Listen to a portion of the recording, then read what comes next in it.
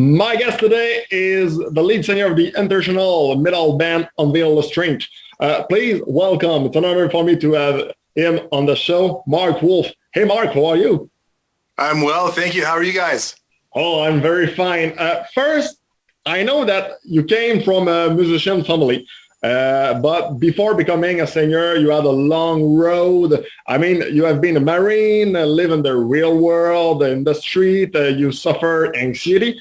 Like a lot of people, like me, like other Sure. guys.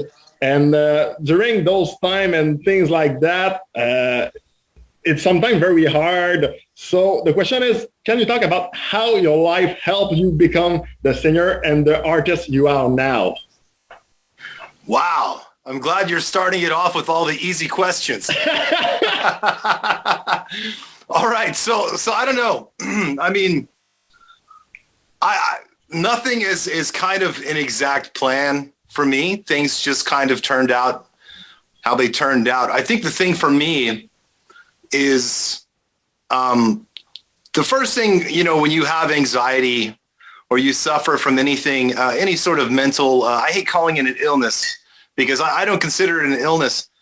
I actually think it's a survival instinct because naturally, as a primitive species, we're supposed to be like hunting for 40 miles and things are trying to eat us and kill us all the time. And, those sort of survival instincts turn into, well, you stay awake at night because that's usually when things try to eat you. Your adrenaline goes very fast because, well, it's a survival instinct. So I hate to think of it as something that's a disease or an illness. I think it's almost kind of a superpower, but I think the problem where people go wrong is they don't know how to direct that energy, right? And what I mean by that is we sit in a chair and we're sedentary and we sit here for most of our adult lives. And if you think about it on a fundamental level, it's very unnatural. So what I try to tell people that suffer from anxiety and things like that is I say the first thing you need to do is acknowledge that it's happening to you.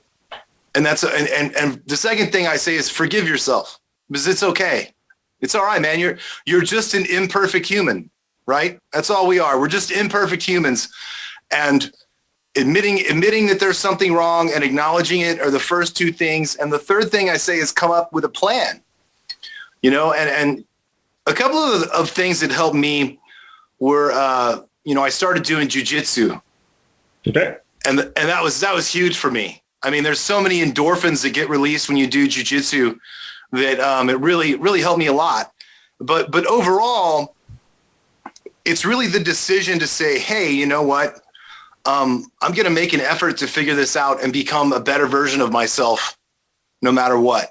And you know what? That doesn't mean that there's some sort of instant, like a pill or an instant gratification. I think it's really just a mentality of saying, you know what? Every day I'm just going to keep trying to figure this out.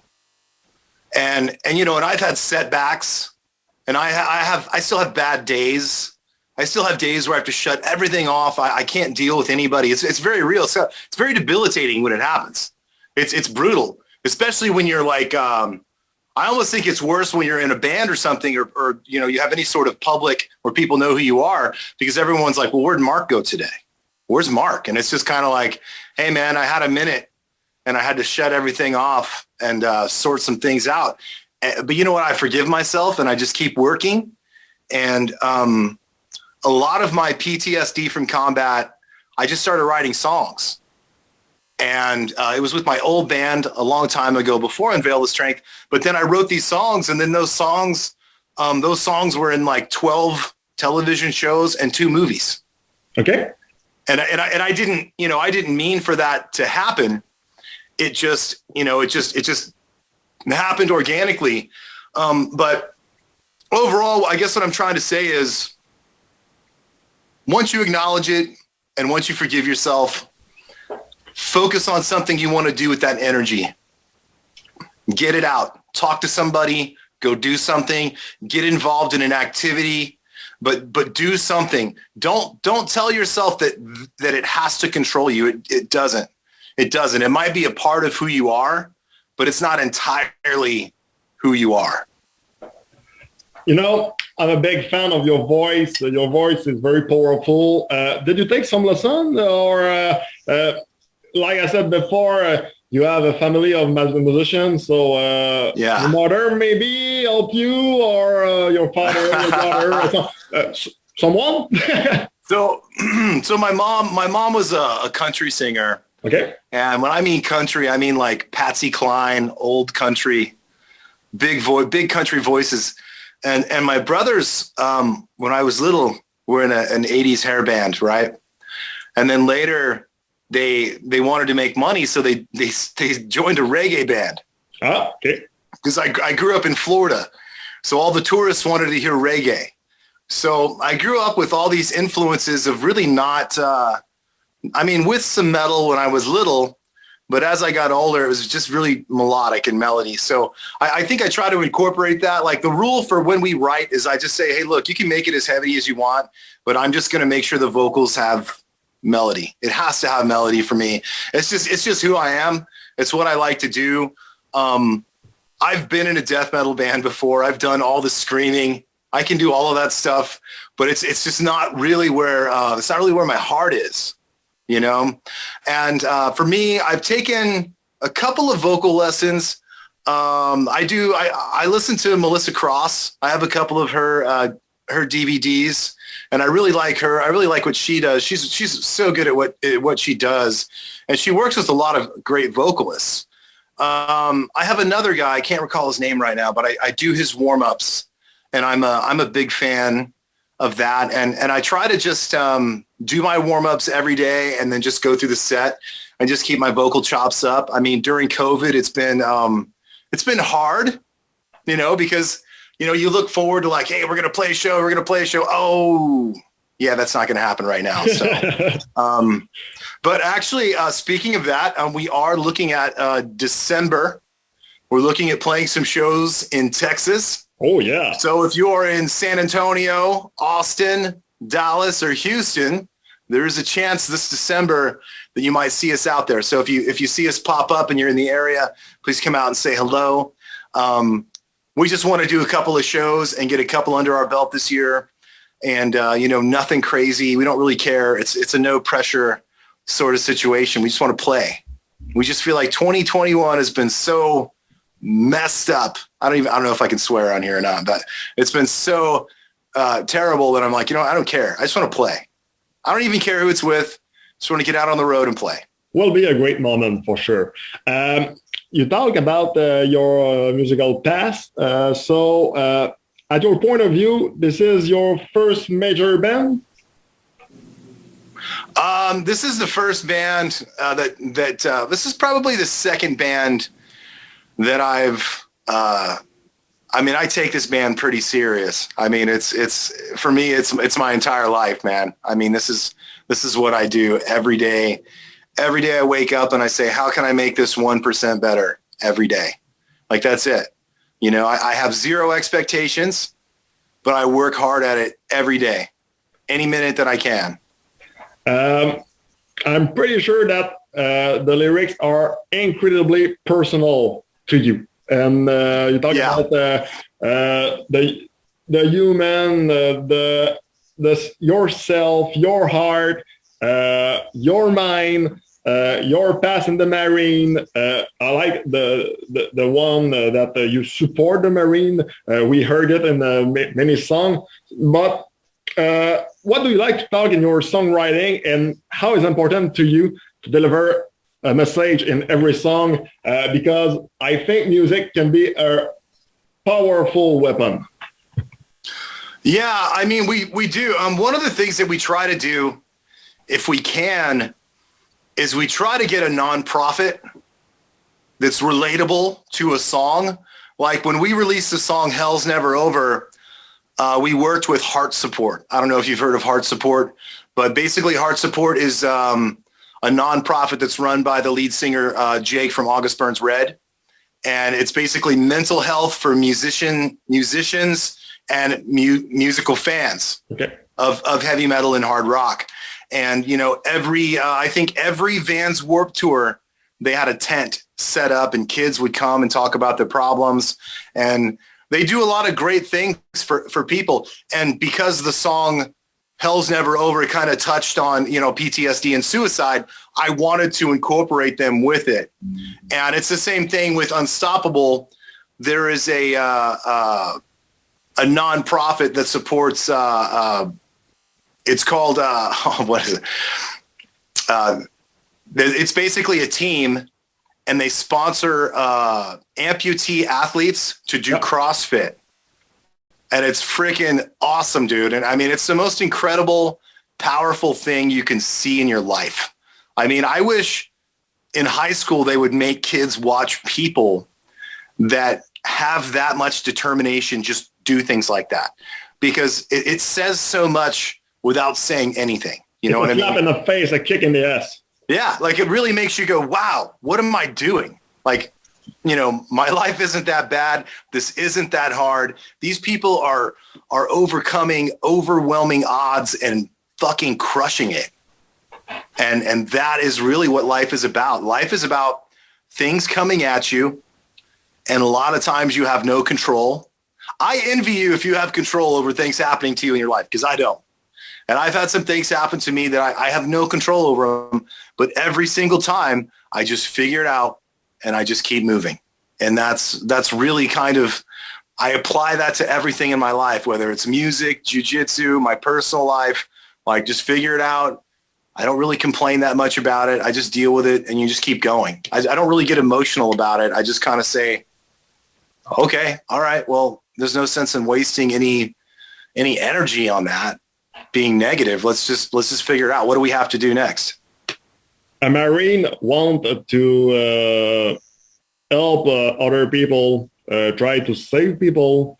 I think a Marine want the peace. With your musical experience, with all you can do at the vocalist, do you think you can help like when you are a Marine? In a different way, but... Oh, yeah. But, you know, I'll say this. I think personally, the happiest I've ever been in my life is being selfless and helping people. And although playing music for people is entirely a different thing than, you know, war or something like that. I think that, you know, I do have people, it's funny, I do get messages from people, and they say, hey man, you know, I listened to your song and it got me through this, and it saved my life. And, you know, it really helped me out. And it's all because of you and your music and you guys. And, you know, I appreciate you. So I get messages from people that say that, and it's awesome. And, you know, I'm grateful. So yeah, I mean, if I could, I think my dream, if anyone said, hey, Mark, what's your ultimate dream in life? And I would say to be able to make music and have a nonprofit, or maybe not a nonprofit, but just the ability to help people. Just to help people. Something that has nothing to do with me. Something that's completely selfless. I think to me, that's happiness.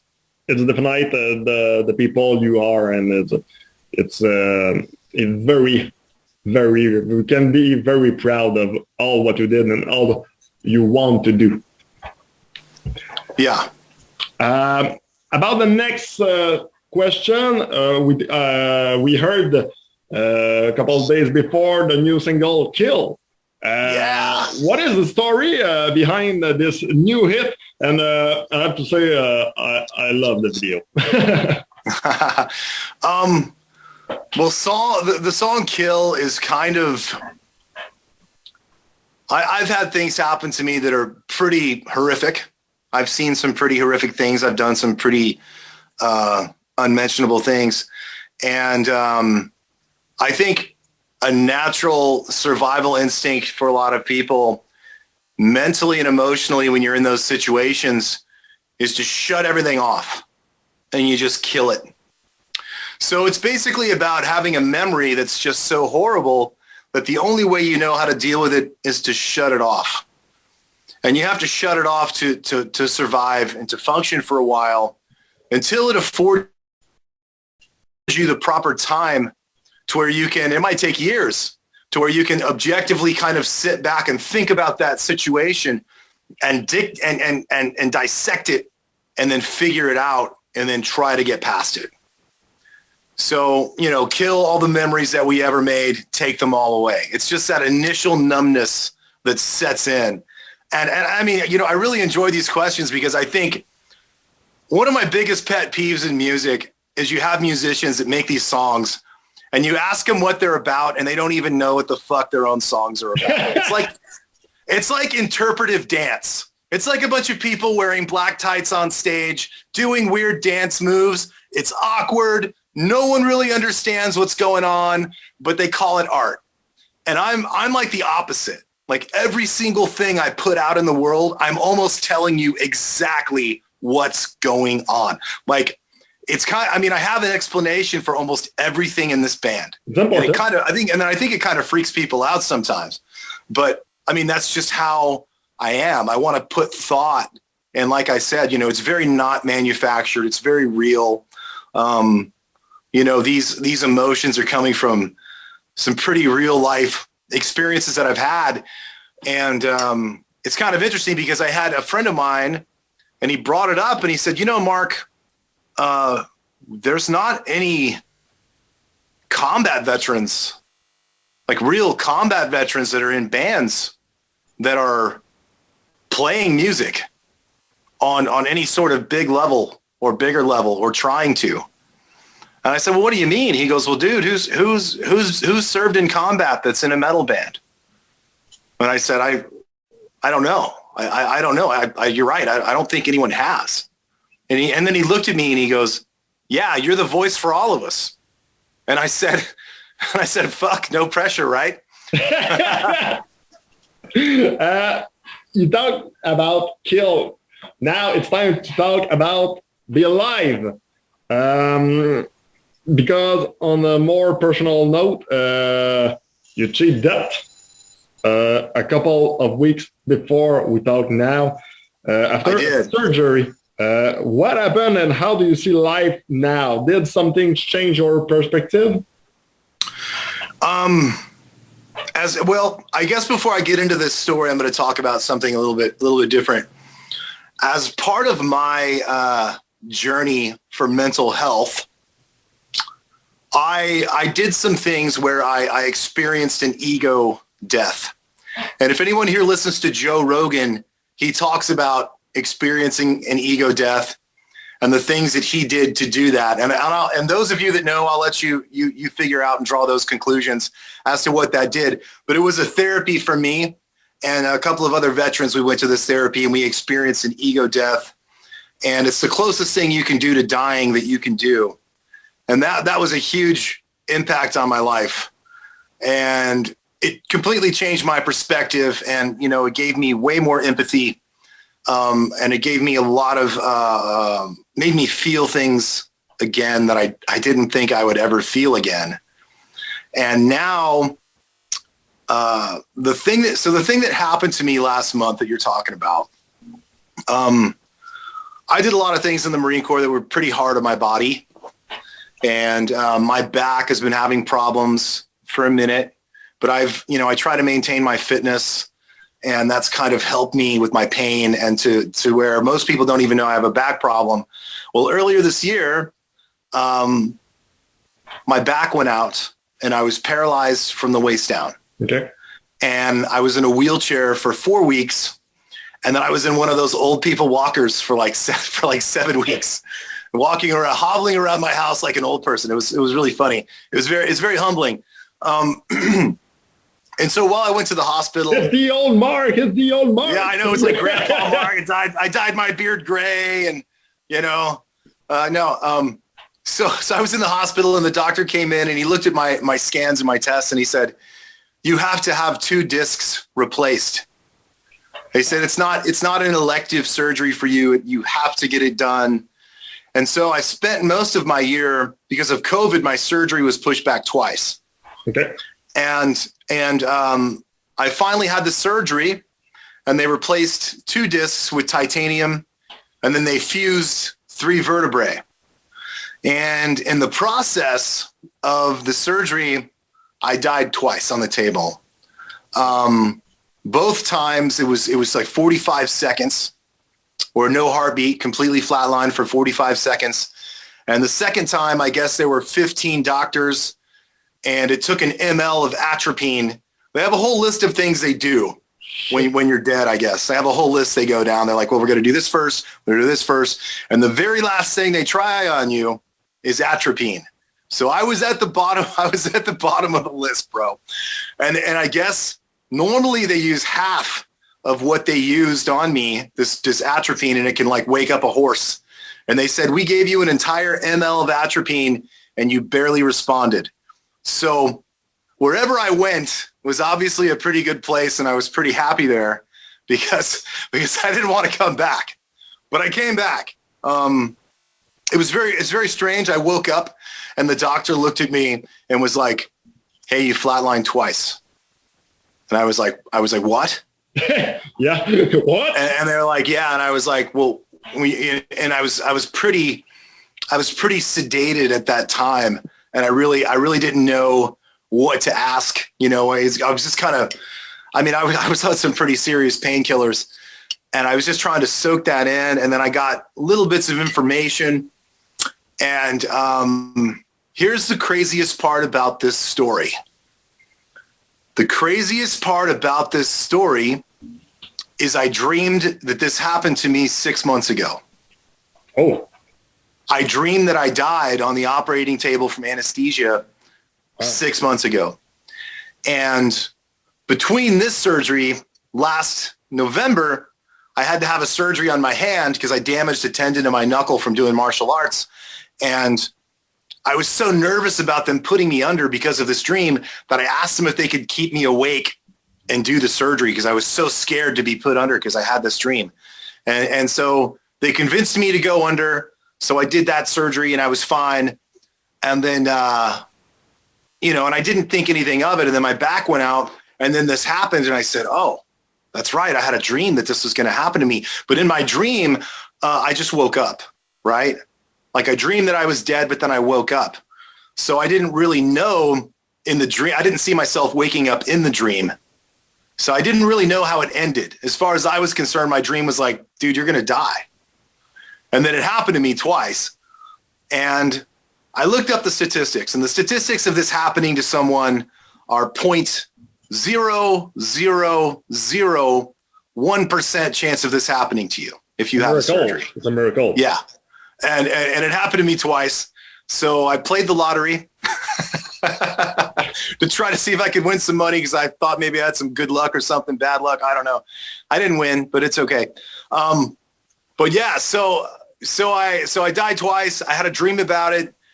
And then when I woke up, I felt the presence of my brother who passed away in 2004.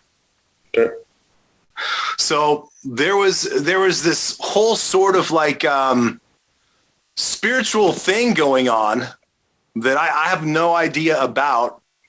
I don't really have any memories of an out-of-body experience. I'm kind of bummed out about that. I thought that was going to happen. But all of these things with the dream and feeling my brother there, it was pretty intense, man. I mean, I think I have moments where I break down a little bit sometimes because I think it's just, it's crazy to imagine. I mean, I feel like I have a pretty good grasp more than most people of how delicate and fragile a life is and how grateful you should be that you even existed at all.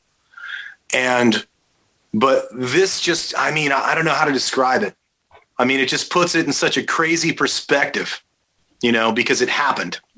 And you just say to yourself, wow, it would have been over. Everything would have ended. My whole family would have, it would have been different. It would have altered. There would have been a ripple effect that would have affected so many people. And so I think, if you're out there and you're suffering and you thought about hurting yourself or killing yourself, I mean, man, it's a huge ripple. Like, no matter how bad you feel, don't let a weak moment, define your strong character. I think most people that decide to end their life, I think a lot of them, they don't do it on purpose. I think they just get caught up in a moment. They get caught up in a weak moment. I don't think they're weak people. I think they had a weak moment and they got caught up in it and they did it. Wow. Thanks for your share. Yeah. Just maybe one or two questions. Very shortly for this one. Do you plan to launch a complete album soon? So here's what we're doing.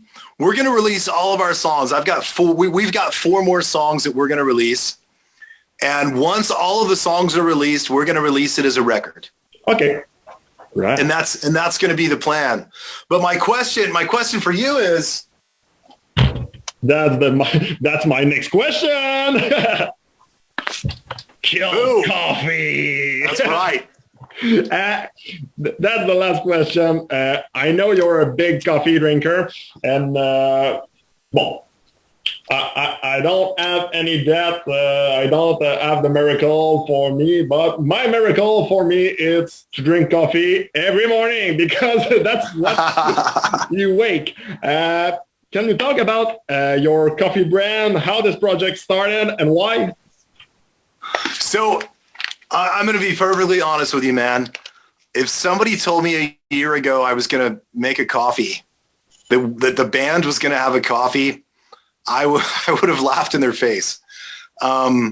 It's not exactly something that we wanted to do or even want to do. Like I keep telling people, look, man, we're not a coffee company. We're a band. We're not a coffee company. And my friend looked at me and he goes, "You are a band, but you are also a coffee company now." And I said, "Oh." So basically, because of touring being kind of, stopped, and with my back being hurt, I was trying to think of ways to where I could reach out to more fans and more people and offer them something besides just merch. Like, a lot of bands, they have great merch, but a lot of merch sells when you tour. And if you can't tour, it's you can move merch, but it's a little bit harder for a lower level or up and coming band. So I wanted to think of a way to separate us from other people. I wanted to think of a way, hey, how can Unveil The Strength do something that, look, a lot of times when people go, "Hey, what's everyone doing?" I go, "Hey, let's do the opposite of what everyone else is doing and let's do our thing." So there's a couple bands with coffee, but all of them are really big bands. None of them are an up and coming band like us. And I wanted to give fans something that was unique and cool. And I love coffee, dark coffee. The cool thing about our coffee is if you scan this QR code on our bag, it will take you straight to our music. Yeah, wow. So the music match with the coffee. Yeah, every single coffee is named after one of our songs. Vengeance Morning Blend is named after Vengeance and Misery. Kill is named after Kill. And we're going to release 2 more coffees. Oh. And it's just exciting. There are going to be some dark roasts and some Costa Rican blends. And, actually, you know what? I need to figure out what the shipping is. I don't think we have shipping to Canada right now because shipping is it's so crazy. But I want to try to figure out how to get you some coffee. Oh, we'll got the taste of this coffee. Hey, Mark, thanks for your time. Unveil The Strength. It's a real cool band. It's probably a real cool coffee. I love it to taste this coffee. And you know what? I think the CDs will be very, very nice. Awesome, man. Because Unveil The Strength, I think, is not just a name. It's a brand. And in my point of view, you are my favorite live soldier. Thank you, man. That's a huge title to carry around. I'll do my best to not fuck that up.